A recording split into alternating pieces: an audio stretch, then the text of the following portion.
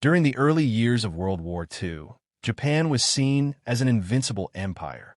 Protected by vast oceans and a powerful military, the Japanese people and soldiers believed their homeland was safe from enemy attacks. Tokyo, the capital, was considered untouchable by any foreign forces. This belief was fueled by strong propaganda and early military successes that expanded Japanese control across the Pacific. The notion of safety was deeply rooted in the Japanese psyche, creating a false sense of security that would soon be challenged by a surprising event: a lone American bomber flying over Tokyo's skies. The American B-17 Flying Fortress was a symbol of strength and technological advancement. This bomber was heavily armed, capable of flying long distances at high altitudes, and had earned a reputation in Europe for its durability. Initially, the B-17 was not expected to play a major role in the Pacific theater.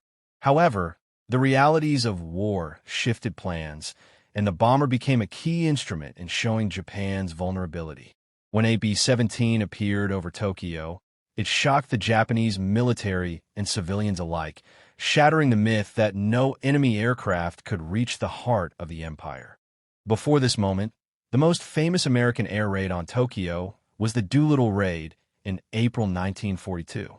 Though the damage was limited, the raid was a psychological blow to Japan, proving that the mainland could be attacked.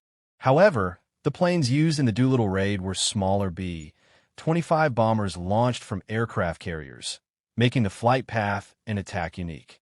Seeing a B-17, a much larger and more powerful bomber, flying deep inside Japanese airspace was unprecedented. This event marked a significant escalation in the air war over Japan and forced Japanese soldiers to confront their vulnerability. The specific B-17 bomber that flew over Tokyo was on a difficult mission in the Pacific. After sustaining damage and running low on fuel, the crew made a daring choice to press forward toward Japan instead of retreating or ditching in the ocean. Navigating hundreds of miles of hostile territory, they faced immense risks from enemy fighters and anti-aircraft defenses. Their successful flight over Tokyo was a testament to their bravery and skill, but it also exposed serious weaknesses in Japan's air defense system, which had limited radar coverage and slow response times. Japanese soldiers stationed near Tokyo were stunned when they saw the bomber in the sky. Many had never witnessed an enemy aircraft so close to their homeland. The sound and shape of the B-17 were unmistakable, and anti-aircraft crews scrambled to engage it. However, the bomber was flying at high altitude and out of reach for many defenses. This moment of helplessness caused confusion and panic among the soldiers, who realized their homeland was no longer as secure as they had believed. The psychological impact of this event rippled through Japan's military leadership. This realization forced Japan to reallocate military resources to defend the homeland. Troops and equipment that could have been used on the front lines were diverted to strengthen air defenses around major cities. While these efforts helped, they also stretched Japan's already limited resources thinner. The B-17's flight was a warning sign that the war was shifting, and the Allies were gaining the capability to strike the Japanese mainland directly. This shift had a significant effect on Japan's military strategy and morale.